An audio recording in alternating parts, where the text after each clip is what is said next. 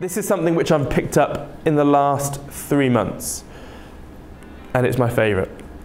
Do your future self a favor. Neurologists have hooked up people, like basically scanned neural activity, and they've done loads of experiments that when you are thinking about your future self, the same patterns kick off as though you're thinking about some random person. That's weird, right? When you think about your future self, your brain treats that future self as some other random person. So you don't think about your future self in the same way as you think about yourself right now. So what you need to do, and I try and say this to myself at least once or twice a day, do your future self a favor, because everyone is extracting and making your future self poorer, weaker, fatter, etc., etc. So what I'm trying to do now is imagining that my future self is my twin brother, that is just a little bit older, and I'm trying to do as much as I possibly can now, so my future self, it could be in an hour's time, is slightly better off. When I'm at a petrol station, I'm buying chocolate, because I've got, chocolate hunger. I don't just buy one chocolate bar, I buy 10. And I hide them.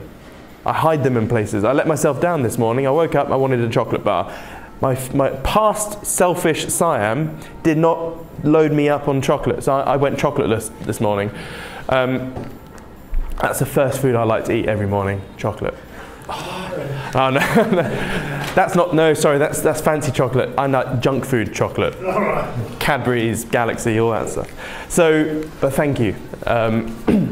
So yeah, so buy an extra chocolate bar or an extra packet of crisps for your future self. Or if you you finish your meal and then your kitchen's a mess with plates and stuff everywhere, you're like, I'll do it later. What are you doing? You're just screwing over your future self, aren't you? Do it now. Get it out. Get it over. So when you're tired later, you're like, nice, empty, clean kitchen. So that's little things. Try and do it with bigger things. So by being here today, you're helping your future self, like in terms of money-wise. So I have to thank my past self massively for the first 4 years of shit I had to go through, so that now future Siam, or current Siam, is having a comfortable life. So thank you, past Siam. And I'm now trying to help future Siam. So yeah, and also self-confidence comes from trust. So this goes back to commitment, but self-confidence comes from trusting yourself to complete things you promised yourself. So I have had in the past lots of friends, old friends, all of a sudden saying, Simon, you're a bit eager, you're a bit big-headed, aren't you? And so when someone has called me big-headed in the past, I then have to analyze, okay, what have I done to invoke that thought process? Because it's not normal. So if someone calls you big-headed, it's not like you've just done one thing. It must have been, I then came to the conclusion that I must have been doing things consistently over time which led that person to think I'm egotistical, big-headed, or whatever.